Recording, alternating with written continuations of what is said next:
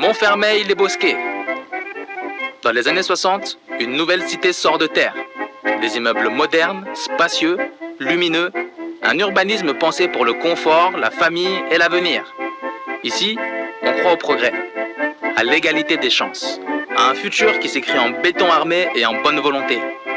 Les Bosquets, c'est la promesse d'une vie meilleure au cœur d'une banlieue qui se rêve modèle. Mais les années passent, et ce qui devait être juré commence à se fissurer. L'isolement s'installe, les murs vieillissent, et la cité semble de plus en plus seule à porter les espoirs d'hier. Pour comprendre cette trajectoire, nous avons rencontré Renaud Epstein, professeur de sociologie, spécialiste des quartiers populaires et de la rénovation urbaine. La dégradation s'est véritablement amorcée dans les années 70, dans un contexte de montée du chômage de masse, de désindustrialisation, et dans un contexte aussi de vieillissement. Le bâti, les immeubles, ça se dégrade, et il faut en permanence réinvestir, remettre à neuf, faire des ravalements, réparer, etc. Il se trouve que ces quartiers-là, qui ont été construits d'un seul tenant dans les années 50, dans les années 60, on a très peu investi.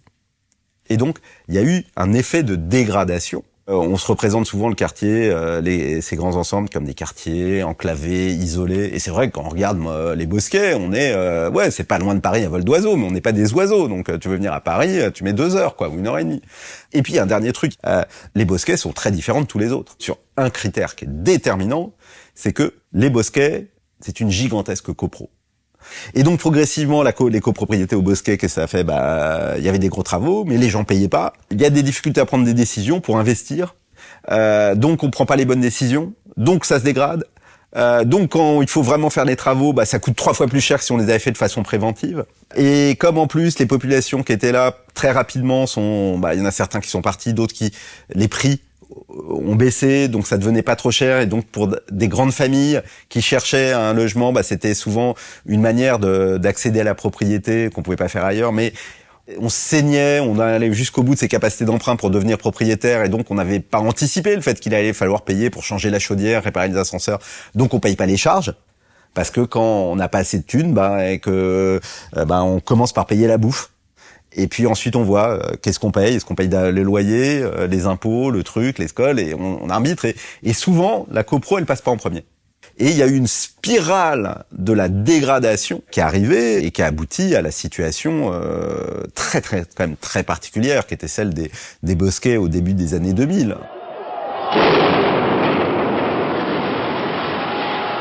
Au Bosquet, certains bâtiments ont été dynamités. En quelques secondes, ils disparaissaient dans un nuage de poussière. D'autres ont été démolis plus lentement, par les grues, étage après étage. Le dernier bâtiment, le B5, a été détruit lui aussi. Sa disparition marque la fin d'une époque et laisse dans l'air une impression de bascule. Les murs ont changé, les rues aussi. Et peu à peu, le quartier s'est transformé. Et dans le quartier des Bosquets, là, tout a été détruit et reconstruit. Juste le stade qui a été rénové complètement. Avant, c'était sable rouge, terrain rouge. C'était super difficile à jouer dessus. Et là, maintenant, on a 2 terrains synthétiques avec un complexe sportif qui est magnifique. Sur ma gauche, là, on avait le bâtiment 3 ici. C'est là où moi j'ai vécu, c'est là où j'ai grandi, c'est là où je suis né. J'avais toujours accès au stade, dans des conditions un peu dures. Maintenant, quand je vois aujourd'hui le quartier, comment il a été changé, je me dis c'est tout bénéfique pour nous et surtout pour nos enfants qui vont grandir dans un cadre qui est juste magnifique. Montfermeil, c'était comme maintenant le jour et la nuit. Avant, c'était la nuit et maintenant, c'est le jour. Il y a déjà le tram qui est là, qu'on n'en avait pas, qu'on ne pouvait même pas imaginer avoir le tram. On a déjà le bâtiment Léopold Sédar Senghor, on a le centre social, Agora. On a plein de choses, c'est-à-dire ça évolue tellement vite qu'il y a beaucoup de choses, qu'il y a d'autres que j'ai oubliées. Mais en tout cas, on vit bien. Il ne faut pas oublier qu'il n'y a pas que le tram.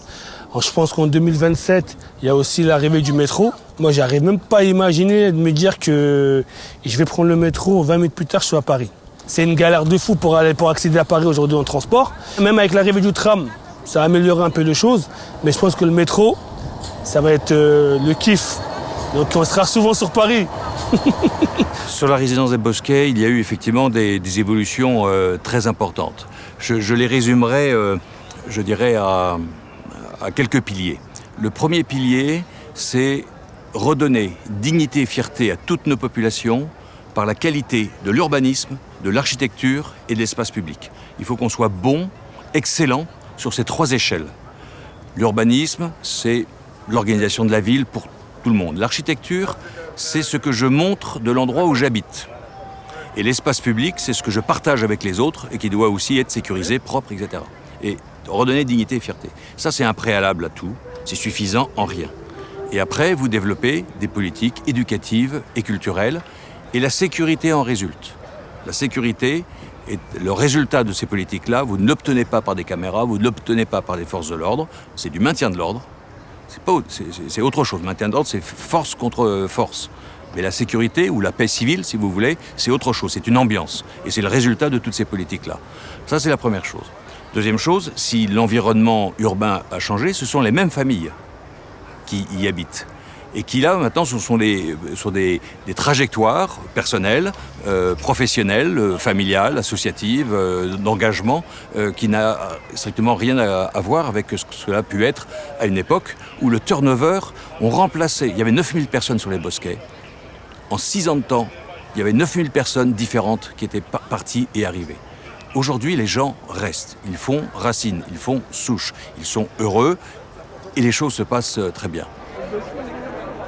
Mais avant que le quartier ne change de visage, il a traversé une crise majeure.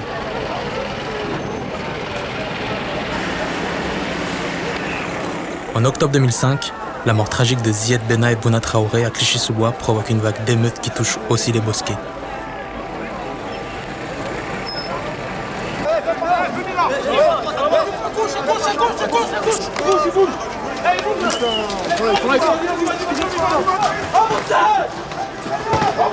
La colère éclate.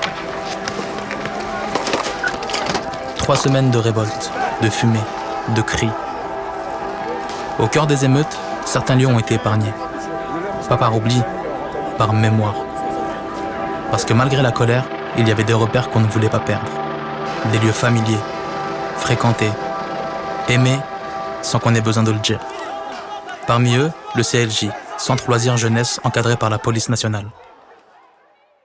Il faut savoir que le CLJ, au moment des émeutes, a été complètement protégé. Mais pas protégé par les policiers, protégé par la population locale. Puisqu'on a su après que certains jeunes voulaient venir brûler le CLJ, c'était le truc, on brûlait tout. Et que d'autres jeunes ont dit non, le CLJ, on ne touche pas. Le CLJ, mon petit frère y va, on touche pas, c'est leur lieu. Et au moment des émeutes, en fait, au niveau du CLJ, a été ouvert un espace de dialogue pour pouvoir discuter avec les jeunes, pour qu'ils puissent exprimer ce qu'ils avaient à dire. Par rapport à ce qui s'était passé, notamment la mort de Ziad et Bouna. Et c'est aussi, je pense, pour ça que le CLJ a été vraiment protégé. Le CLJ était vraiment bien implanté et toujours bien implanté dans le quartier. Et c'est vraiment quelque chose qui n'appartient pas qu'aux policiers, mais qui appartient également à la population locale. Ce qui a été préservé ce jour-là, ce n'était pas seulement un bâtiment.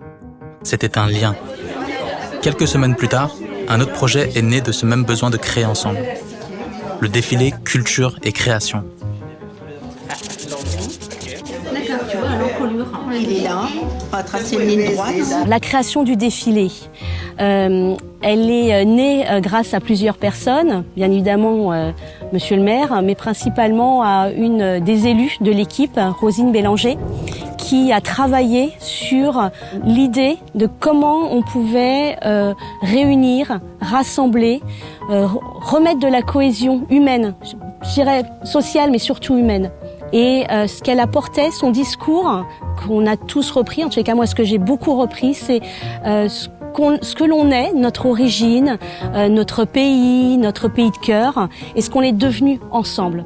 Cette soirée n'aurait pas lieu d'être si les communautés, les personnes sur mon fait de mail, c'est pas un projet communautaire, c'est un projet ville, totalement ville. De la connaissance vient la reconnaissance, et la reconnaissance dans les 2 sens du terme. Je te reconnais une existence, une identité, une originalité, etc. Et le deuxième sens, je te suis reconnaissant de ce que tu m'apportes par ta différence. C'était vraiment pour nous important d'avoir un projet qui fédère tout le monde. qui rassemble. On est sur un territoire avec plus de 40 nationalités différentes et pour nous c'était un projet qui faisait sens et qui créait du lien. Son idée c'était qui je suis, d'où je viens, quels sont mon cœur par rapport à certains pays et qu'est-ce que je suis devenue maintenant. J'habite à Montfermeil, j'habite en Île-de-France, j'habite en France et qu'est-ce que je suis devenue. Donc ce qui s'est passé, c'est que l'idée ça a été un temps sur la culture, donc je montre, j'explique, je raconte mon histoire à travers un costume. Donc ça c'est le premier défilé, culture. Et ensuite, ce que je suis devenue et ce qu'on est surtout devenus ensemble. Et là, il y a cette deuxième partie, la création. Et Montfermeil, la ville de Montfermeil, donc organisatrice de ce défilé depuis le départ, propose chaque année un thème. Tous les thèmes sont travaillés en fonction d'une réalité, soit locale, soit internationale. Et que ce défilé, il a eu, et il a toujours toute sa place au regard de la vie locale, mais que progressivement, hélas, d'autres événements nationaux ou internationaux sont venus percuter notre vie sociale, notre vie politique et la paix civile. Je cite Gaza, et je le fais à dessein, il y en a d'autres. Je ne résume pas tous les conflits à celui-ci, mais celui-ci est particulièrement marquant. Et donc, il a aussi des fois dans le thème choisi un rappel à dire attention à ce que ce qui se passe de tragique à l'extérieur ne vienne pas percuter ce que nous avons réussi à construire. Par les temps qui courent, dans le contexte, on va dire international que l'on vit en ce moment où la paix n'est pas au rendez-vous, eh bien Montfermeil montre l'exemple de la paix. Et c'est très beau. Au fil des éditions, le défilé Culture et Création a pris de l'ampleur. Né au cœur du quartier, il a su capter l'attention de nouveaux partenaires, dont LVMH. Désormais, il s'agit aussi de former, transmettre et créer des passerelles vers le monde professionnel. On avait des masterclass, plusieurs masterclass avec le styliste de Kenzo. Il y avait plusieurs stylistes qui sont passés pour nous apprendre comment on peut créer nos habits. Et tout le monde, en tout cas, c'était une bonne ambiance. C'était une ambiance c'était une famille. Parce que chacun donnait son savoir. Et entre-temps, il y avait des petits trucs et il fallait les corriger. Il fallait dire, bon, par exemple, ces points, c'est par ça, il faut faire ça, il faut faire ça. Et c'était une bonne ambiance. C'est quelque chose qui vient de l'imagination. Ce qui est beau, c'est que cette phrase, vous l'interprétez de cette sorte, mais en fait, chaque personne l'interprétera d'une autre manière. Ça donnera ce que ça donnera. Voilà, c'est que ça donnera. Au fur et à mesure des années, on a vu que les looks étaient de plus en plus aboutis, que les personnes... Alors, on a été aussi accompagnés par LVMH, il y a eu des masterclass pour apprendre à défiler. On a eu la princesse Kamatari qui a appris aux mannequins à défiler. Donc, il y a quelque chose qui s'est pas, je dirais pas professionnalisé, mais en fait, chacun s'est vraiment impliqué pour montrer le meilleur de ses créas. Donc, il y a quelque chose de qualitatif, en fait, qu'on a vu arriver petit à petit. Et en fait, il y a une émulation aussi. C'est-à-dire que chacun, comme chaque année, c'est de mieux en mieux. En fait, chaque année, chacun a envie de faire mieux que l'année d'avant. Le défilé des cultures, il est vraiment monté en puissance, en fait, petit à petit, parce qu'il y a une réelle mobilisation de l'ensemble des acteurs de terrain. Pas uniquement du quartier des Bosquets, mais de tous les quartiers de la ville. À tout le monde qui nous aide, que ce soit le masterclass, que ce soit les gens de Kenzo, que ce soit les gens de Louis Vuitton, LVMH, Guerlain ou autres. Merci pour eux parce qu'ils prennent leur temps pour nous. Ils prennent leur temps pour nous. Et j'ai remercié aussi Ben, fils Ben, ce qu'il fait pour apprendre à défiler aux gens. L'objectif de ces masterclass, c'est d'aider les gens à apprendre à défiler, se sentir bien avec son corps, se sentir à l'aise, pouvoir se mouvoir sur scène et surtout savoir défiler correctement. L'énergie des Montfermeillois, franchement, c'était exceptionnel parce qu'ils attendent énormément. Moi, je leur donne un maximum et franchement, l'énergie, elle est vraiment au rendez-vous. Ils se prêtent vraiment au jeu, que ce soit à travers la façon de défiler, la façon de se mouvoir, la façon de poser. Franchement, c'est génial de bosser ici, vraiment. Aujourd'hui, on va vraiment mettre l'accent encore plus sur le fait de défiler pour pouvoir intégrer, pourquoi pas, des mouvements au sein de votre défilé, au sein de votre manière de défiler et surtout, encore une fois, comme je disais, être en cohérence avec votre tenue, ce qui est très important. Donc je vais vous donner des pistes en fait pour apprendre à poser, travailler votre pose, la garder à ce que ça fasse le plus professionnel et le plus carré possible Et en second temps, je vais vous donner aussi, comme je disais tout à l'heure, des moments où vous allez pouvoir incruster, si vous le souhaitez, une expression un peu plus corporelle.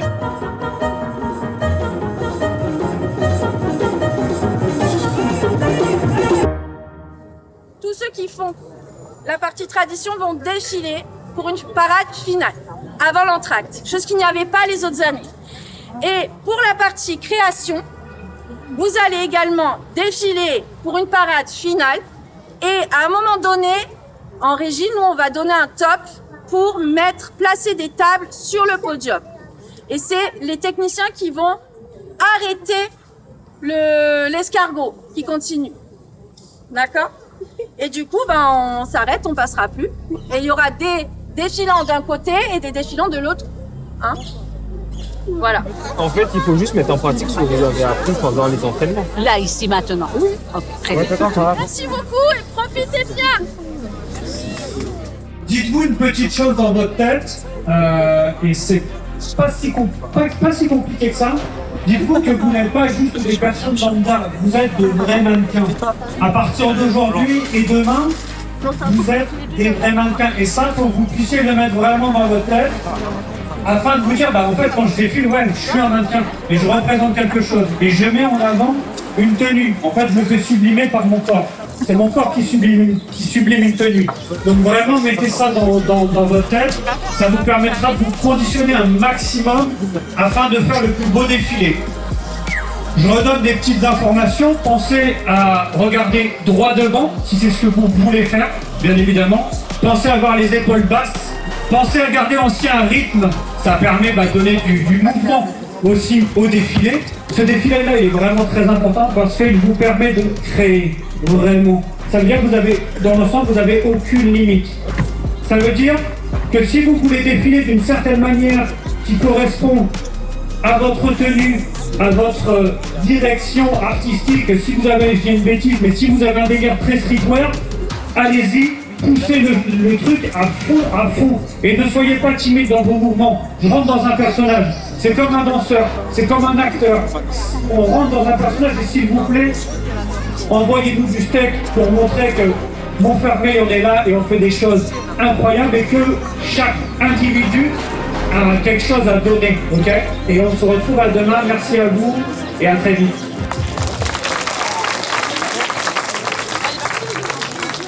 Merci beaucoup. À demain.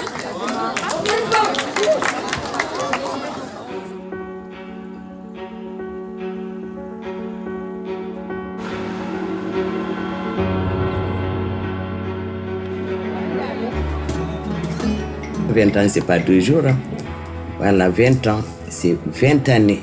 Voilà, donc ça veut dire que le bébé a grandi. Moi, je veux que ce jour-là soit vraiment un jour de fête. Voilà, c'est comme l'anniversaire de 20 ans quand même, c'est important. Algérie.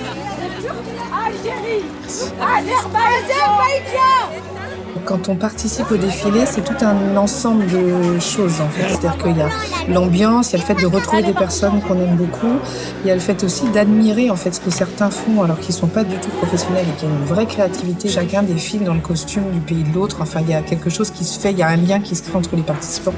La diversité d'abord. Chacun vient avec ses costumes. Chacun est fier de ses origines, de la culture qui l'amène avec lui. Et puis l'unité au travers de la création.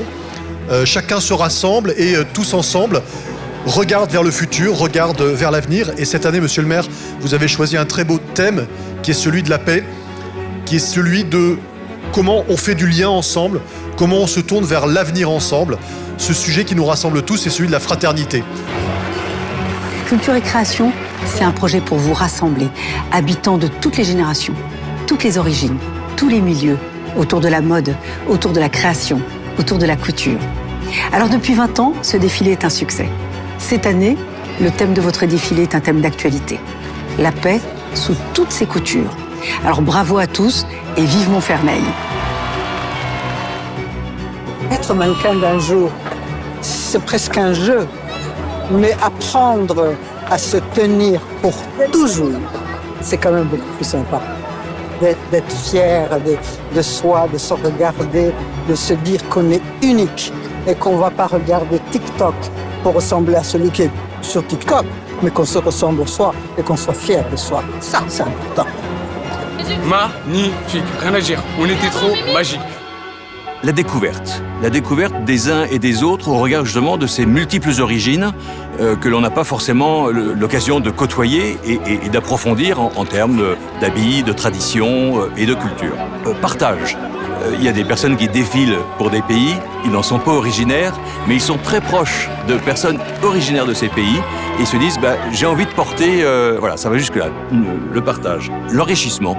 Je suis fier de ce que j'ai pu montrer de moi, de ma culture, de mes origines, mais j'ai également énormément appris au contact des autres, et là, il y a un vrai enrichissement. La communion, communion autour du beau.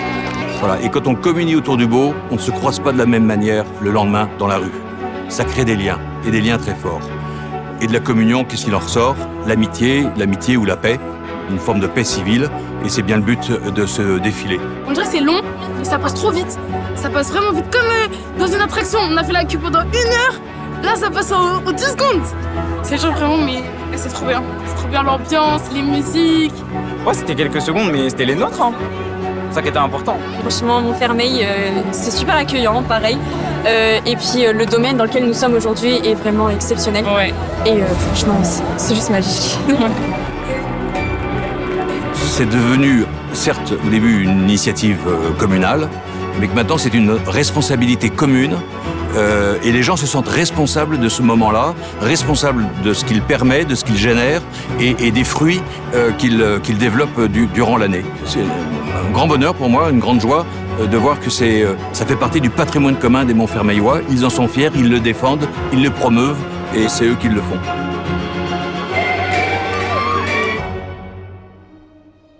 Un immense merci de votre présence, de votre participation. Ce fut véritablement une très très belle soirée et nous en sommes tous les artisans. Merci aux personnes qui nous ont régalé, les associations que j'ai nommées tout à l'heure. Merci LVMH, merci la CMA, merci Olivier, merci tout le monde et merci à tout le personnel communal qui a été exemplaire. Merci à eux, c'était une très belle soirée, superbement organisée.